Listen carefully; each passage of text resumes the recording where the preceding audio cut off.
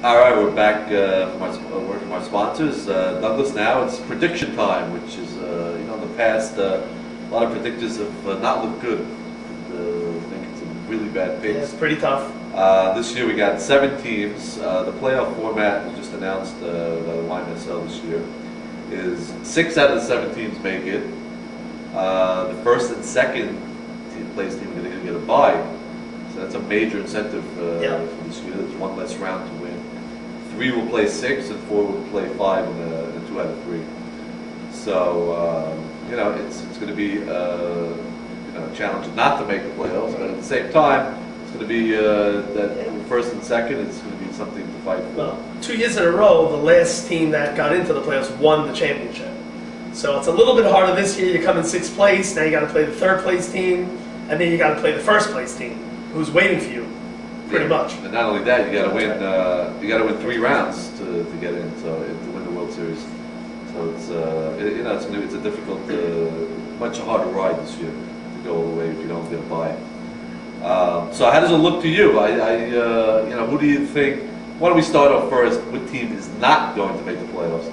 And of course, this is strictly opinions. We don't have to. Yes, strictly opinions. No hard feelings on any team that we pick. Strictly opinions. There are a couple of teams that, firsthand, that look to me like they could have some trouble. I would say Ali Marshall's team, based on Ali being a rookie pitcher. He did pitch a game or two, against my team actually last year, in the makeup week. They may not have the hitting that they need to go along to make the playoffs. They got Ali, they got Braca, Leo, and the rest of the team I'm just not sure about. There's no real proven hitters left after those 3 or 4. Many teams are missing a lot of depth at hitting. Maybe the last 3-4 players on the team are not proven hitters. This team is missing about 6. So just not sure how the rest of the hitters are going to come around. It has something to do with Ali having to pick Elliot Rishdi at short. Needed a shortstop. He's great defensively, definitely the right pick at that spot. But you need to have the hitting as well. So it's not clear where the hitting is going to come from.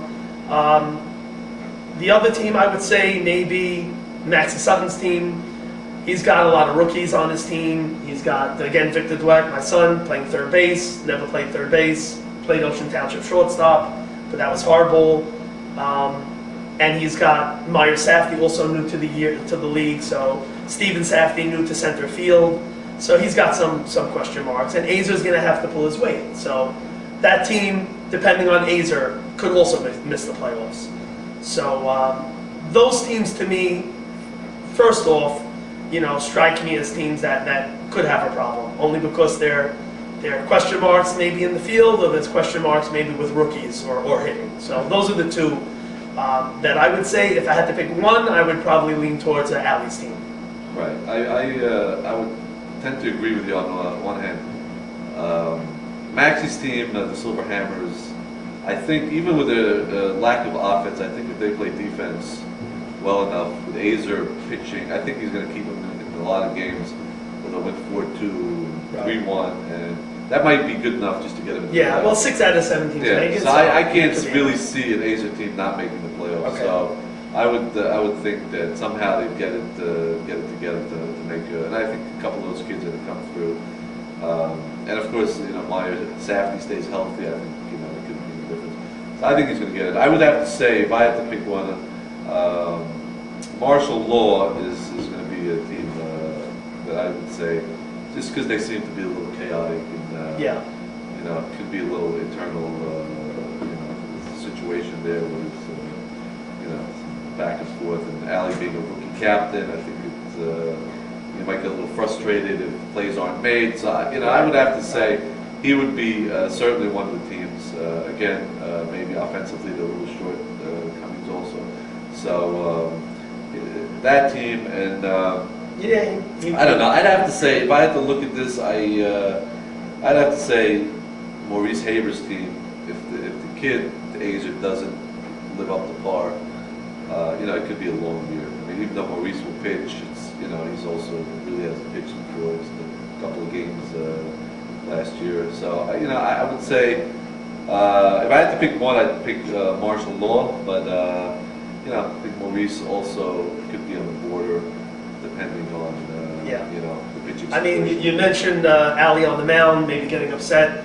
I know it's going to happen. You know, if there's a ball into the gap in right center, left center, maybe his center fielder doesn't get it. The players on the other team are all going to start yelling, "Hey, Ali, you can get that. What are you doing on the pitcher's mound?" You know, Yeah. and he's going to get pretty upset. Yeah. So they're going to get on him. It's not easy being on that mound because all the opposing Yeah. players go right after you. Right, right. So you know that if I had to say, and if I had to pick one out of the two, I'd say I'd lean more towards Martial Law not making it. So you know, I think we're actually in agreement on that. So now the teams that, what do you think is going to finish 1-2 to Yeah, get by? let's look at the flip side.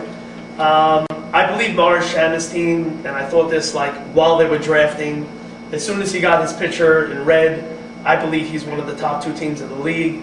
It's very easy to identify with his team because he doesn't have as many rookies, but he's got every position filled properly. We know the people that are in those positions can play those positions. He's got enough hitting.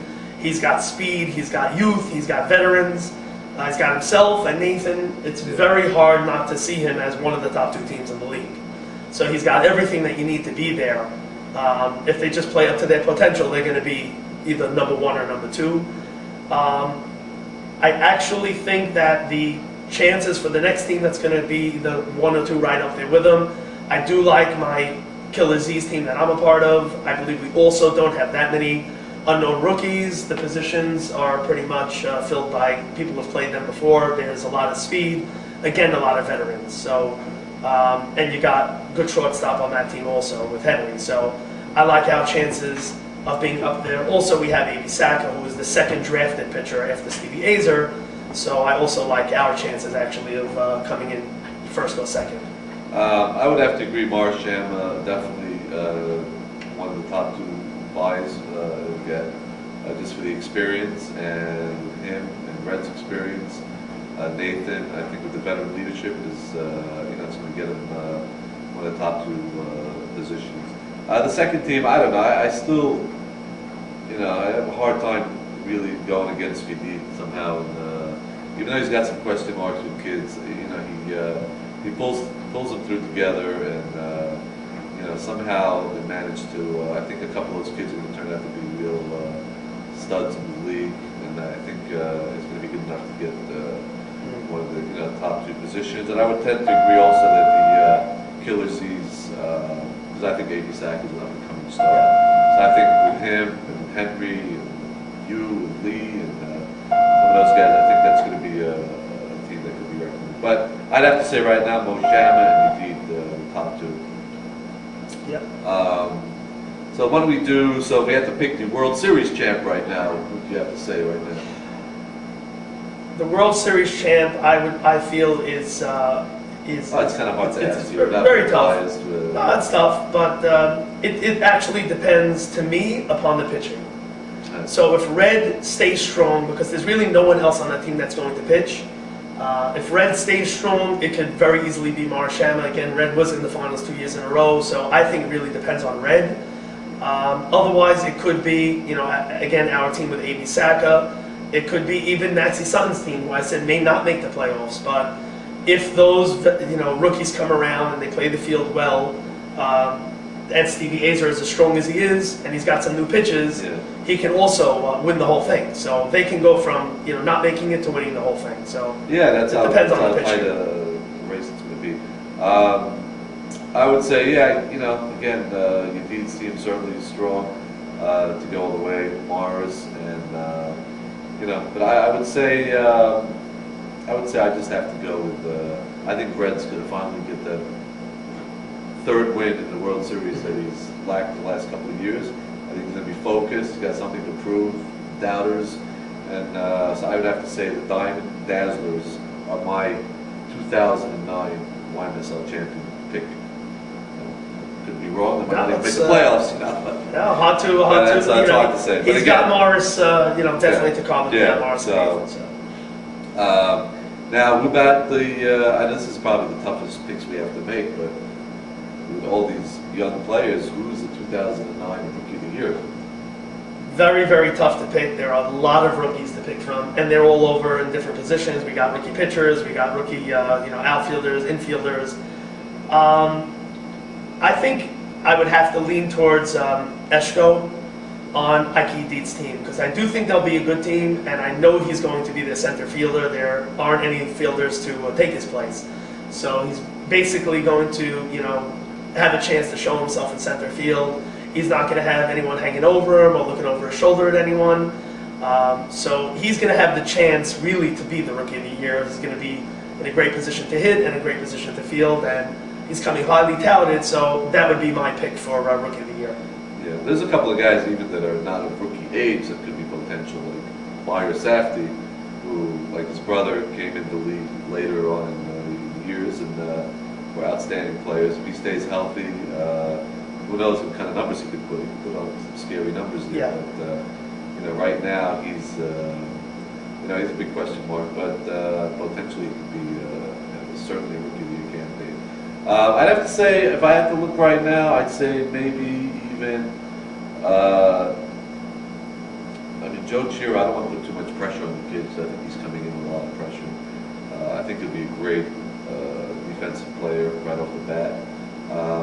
But again, it's hard offensively to come around that quickly in this league.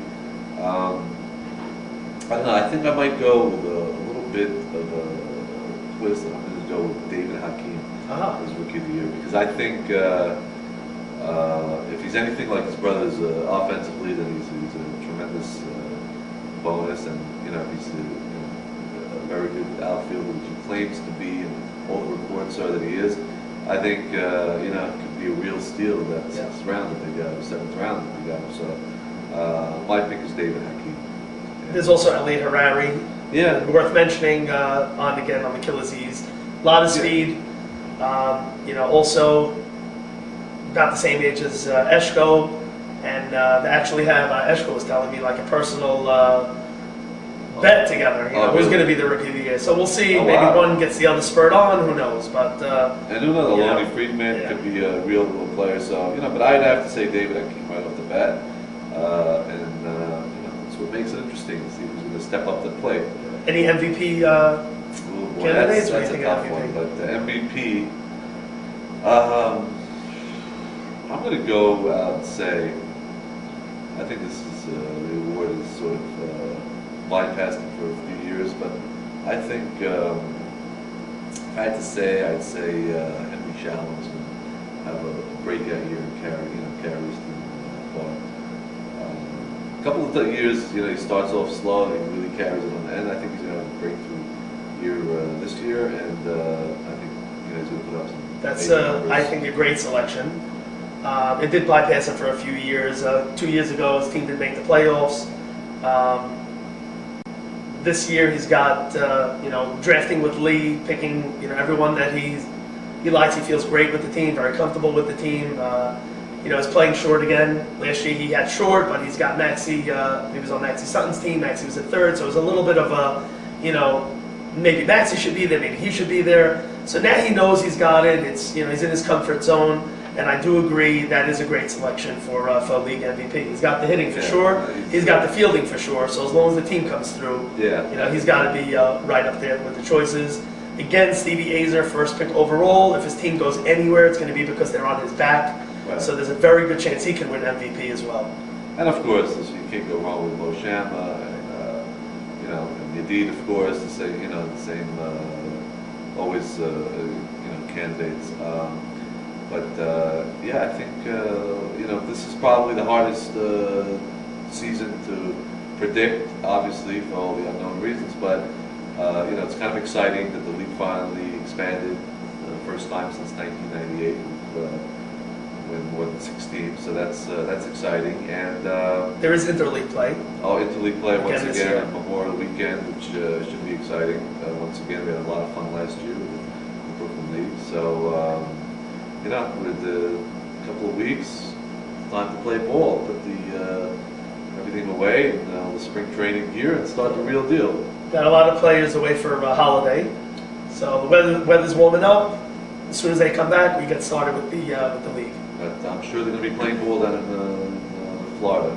Grapefruit League in Florida. Grapefruit League. And that's it. That's the end of the Doug and Dash report. And join us every week during the season for our post-game analysis of the previous week's games. And Douglas and Dash will add their insight to all this. And hopefully this 2009 campaign will be the first expansion of many more expansions to come. And, we're looking forward to making this league powerful like it was in the early 80s, 12, 14 team league. Yeah, I definitely see it happening. And now we have development of DSN, young talent, the Hillel team has become a powerhouse. Right. So DSN is teaching, baseball from ages maybe 6 and up. Yeah, so the development league is there, the roots are there to grow many years to come. Yeah. That's the end of the show from YMSL Studios. Once again, thank you, Douglas Dweck. Thanks, pleasure to be here. And that's it. Thank you very much, and we'll see you in the regular season.